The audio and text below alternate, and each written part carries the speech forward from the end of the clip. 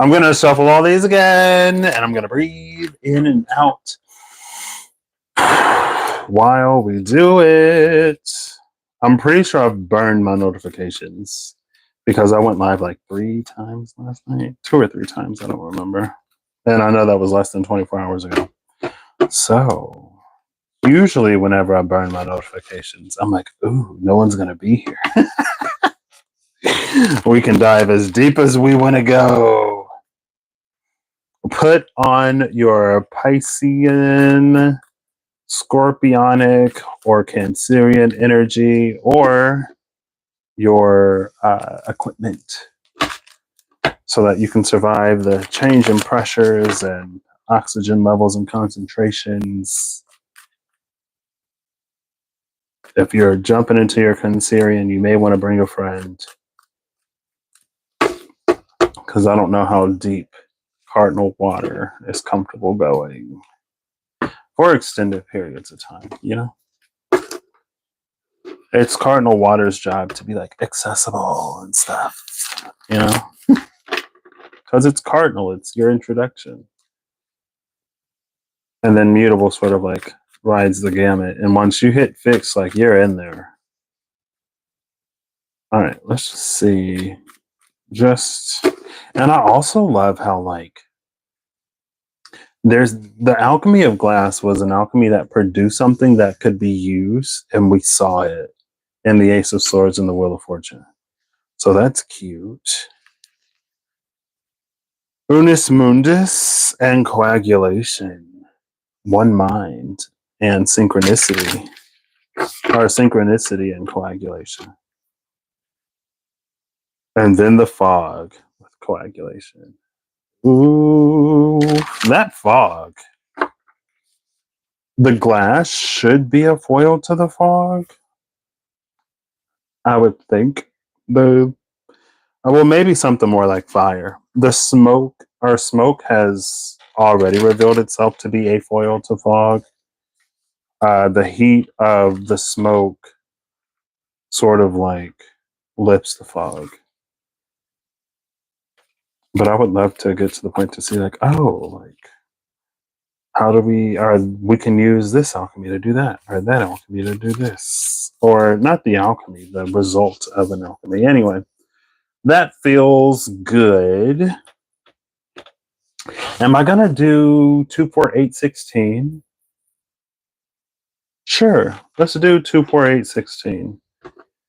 So from the top, I'm gonna pull the 2nd, 4th, 8th, and 16th cards. So that's the first. This is the second. And it's the King of Wands.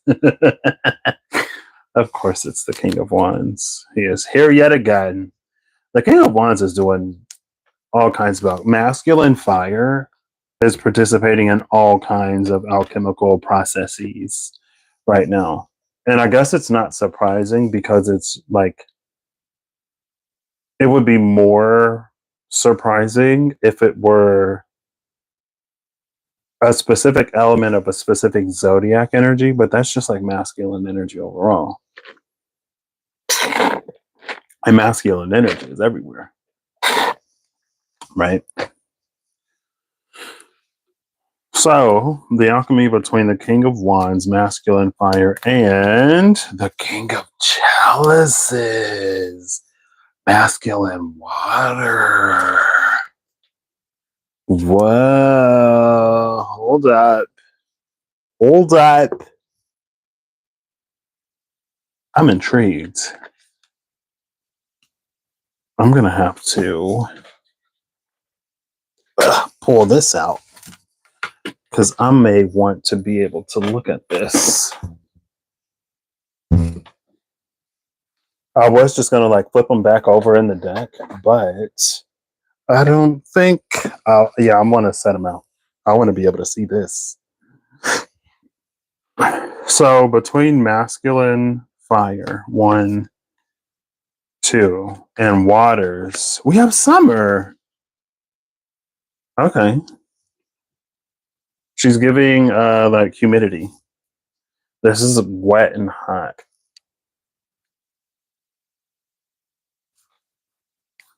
It's interesting that it's not spring.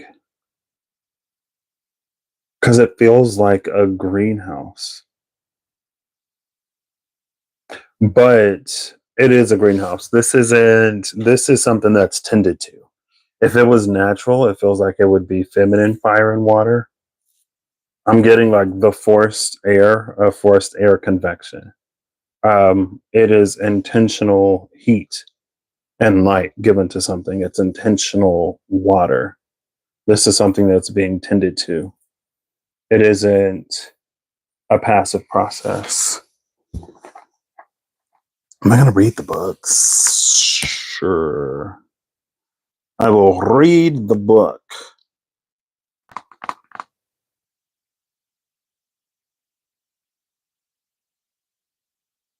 I think I don't have access to the Death Dungeon challenges. If I remember correctly, the King of Wands is someone who's super charismatic, who talks about himself a lot, who finds a way to make the conversation about himself. To win the favor of the King of Wands, it's to make him interested in you. And then when it comes to the King of Cups, you get to ask the King of Cups 3 questions. And if the questions are particularly thoughtful, that's how you win the favor of the King of Cups. So there's this thoughtfulness from the King of Chalices, from the water, from masculine waters, but also, I don't know if it's intrigue or charisma. It's a certain magnetism from masculine fire. It's almost to like go before both of these, to go before masculine water and masculine fire, and to attempt to win both of their favors. It feels like the difficulty is if you ask a really thoughtful and insightful question to the King of Chalices, it feels like it has the tendency to bore the King of Wands.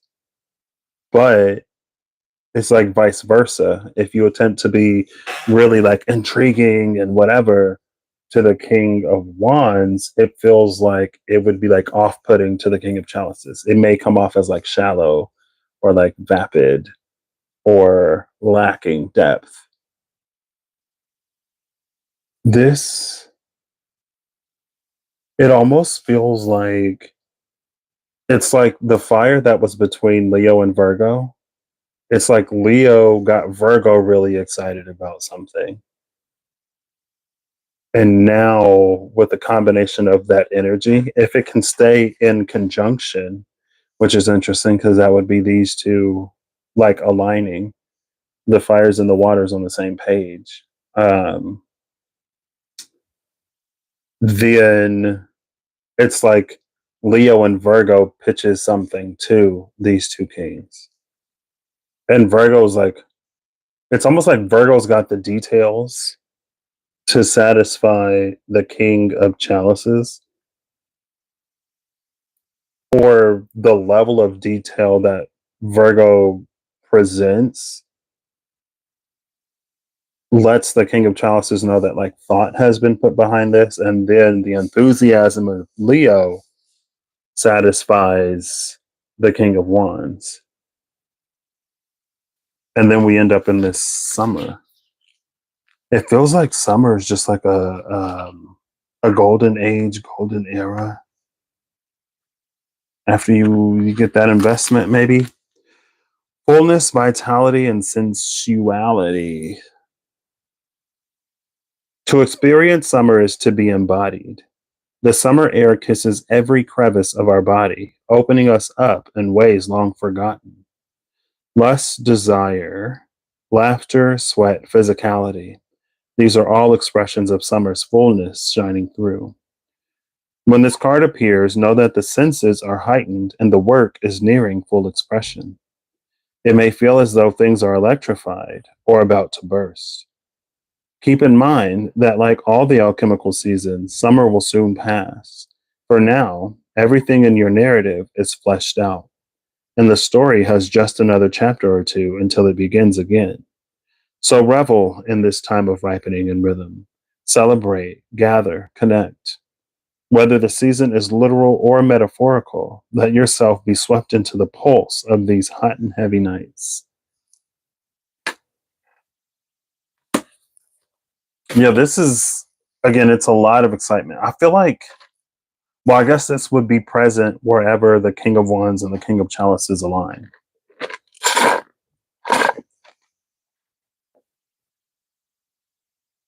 Right?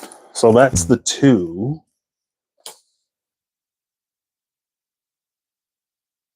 And then 3, 4. Here's Libra. 3, 4. Ooh, Libra and Pisces. 3, 4. Oof. Number 64, which is a 10. So it's the 7 of Chalices, the Hanged Man, and Calcification, Calcinatio.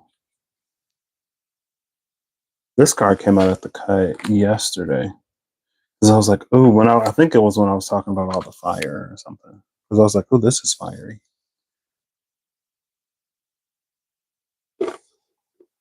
This is the water of Libra. The water of Libra, the Hanged Man, and this calcification.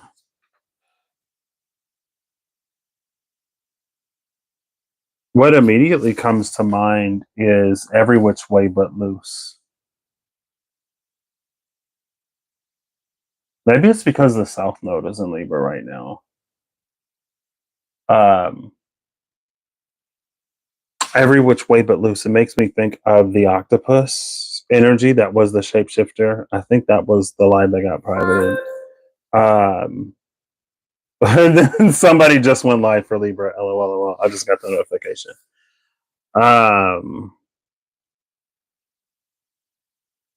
It was something about there was that shapeshifter energy that was trying to do something or manifest something, but it kept leading to a dead end. In the archetypes that came out, I remember the shapeshifter came out. Maybe it was the creator, the shadow, and the dead end. I forget what the first two cards were, but it was like someone tries to get really creative, or how we can try to get really creative about certain things, about the way we make choices and decisions, about trying to circumvent consequence, or trying to get a certain effect with only a certain cause.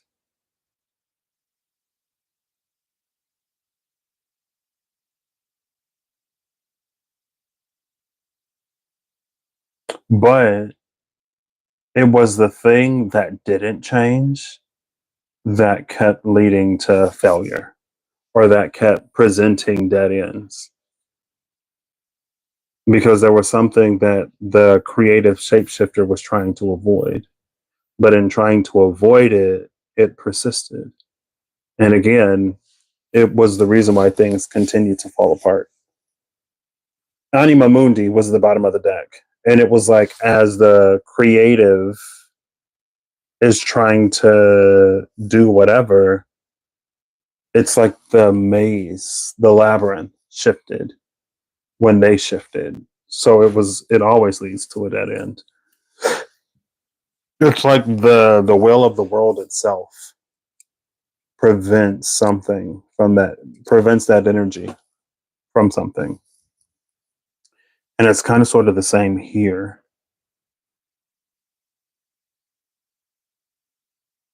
It feels like the waters of Libra are, it feels like the water of Libra, this specific, almost shadow of the water of Libra, because of how everything came out. It's more interested on experiencing an outcome. I'm like, where's my camera? Is it here? Or is it here? It's here. It's almost more interested in like experiencing a certain outcome, but it's almost like it's ignoring everything else. So almost like how Libra came out in the powers of 2 and 3, how it can be kind of like fair weather when we're trying to maintain a certain balance to the point where we're ignoring other things. It's like there could be opportunities to move things, to shift things in the way that we want, but because we're not showing up or because there's a lack of substance, it never plays out in that way. Because the waters of Libra, it's purely focused on like the experience that it wishes to have. Now, if we can involve also like maybe the earth of Libra, that is the actual balancing, or the fire of Libra, which is the desire to bring something into balance, like the passion of bringing something to balance. It's almost like it's one sided. It's incapable of taking into consideration truly how another feels because it prioritizes itself.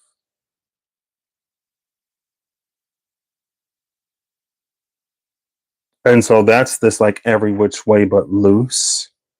It feels like there's this hangman energy that will sort of align itself in all kinds of different ways, in every way except for the one that truly brings something to balance. And that's what leads to this like calcification. It causes something to calcify and harden rather than soften, almost because like the waters of Libra don't listen. But again, it's too self absorbed, too self consumed. 64 LXIV. Hate, fire, and desire. This is interesting coming off of summer because summer is also hot. Calcanatio is the great alchemical operation of fire. It occurs when there is enough heat in the vessel to transform the nature of that which is solid or fixed. How does calcanatio begin? With a tiny glimmer, an urge, a desire that builds into a robust flame. On a psychic level, this stage may be an uprising of emotion that has been repressed or dismissed. It wants something big to change, to be brought to the light and purified. Perhaps a flawed ideology, institution, or outlook. Frustration and anger are wondrous change makers if their heat is channeled with space, time, and awareness. The transformation that occurs from calcanatio is rarely harmonious.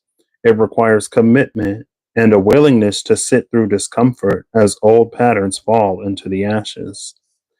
The flame initiates sacred change, and eventually the phoenix rises. So it's that commitment that's required and the willingness to sit through discomfort. Like that was the thing that Libra was needing to take on more of in the powers of 2 and 3. That's why it came off as like fair weather in the example of like two people. It was like Libra that wants everything to be like happy and great and amazing all the time, but sitting across from someone who's going through something. And so it's like Libra, in trying to balance out the situation and trying to bring that happiness and levity or whatever, actually ends up dismissing the other person rather than fully listening to them and then working through the problem to reach solution so that the other person could be in that. There was also something about not letting things necessarily play out fully to the point to reach it, to reach that resolution.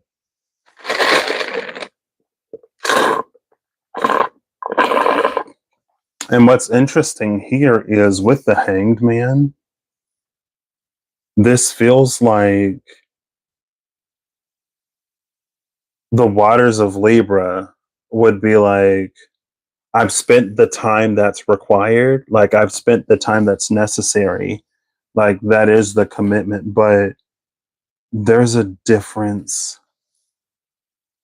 This commitment, it's almost like to the waters of Libra because something hasn't been fulfilled. There comes in almost a sense of entitlement. Like I've waited the time, I've been in this pause for however long, but again, like nothing's been provided, nothing's been done to actually change the situation. That's where we need like something to bring something into action. That's why the North Node is in Aries right now. The North Node in Aries provides the action that is required to bring the fantasy of Libra to life, right? Like without that action, it's just lip service, it's just performative, it's empty, there's no substance. Air is good for a lot of things. Substance isn't one of them, unless you're like a balloon. you know, air doesn't fill bellies. Like you can fill your belly with air, but you're not going to get any sustenance or nutrition from it. You can make things light with air, but again, like there needs to be something done.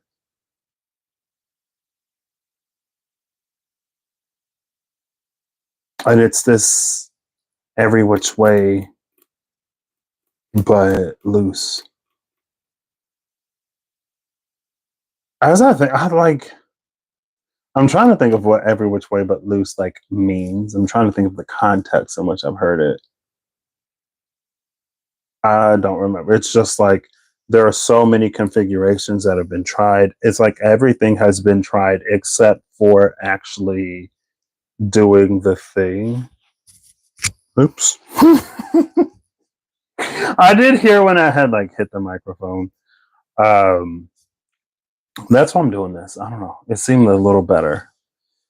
And I'm not tethered to a device, which is amazing. But I can't use the mic and charge my phone at the same time. So this could die in the middle, or hopefully I won't be live for too long. So that's the 4. 5, 6, 7, 8 is the 2 of Swords, which is the heir of Taurus. 5, 6, 7, 8 is the Ace of Wands, which is the fire of Aries. That thing I was just saying that we, kind of need. Also, it said it starts with a spark. There you go. And then 5, 6, 7, 8. Why salt? Number 28. Speaking of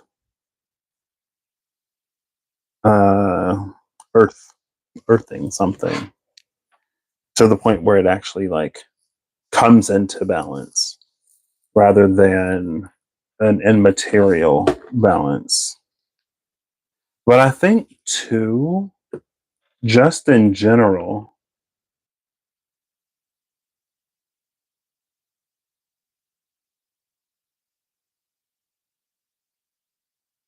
I wonder if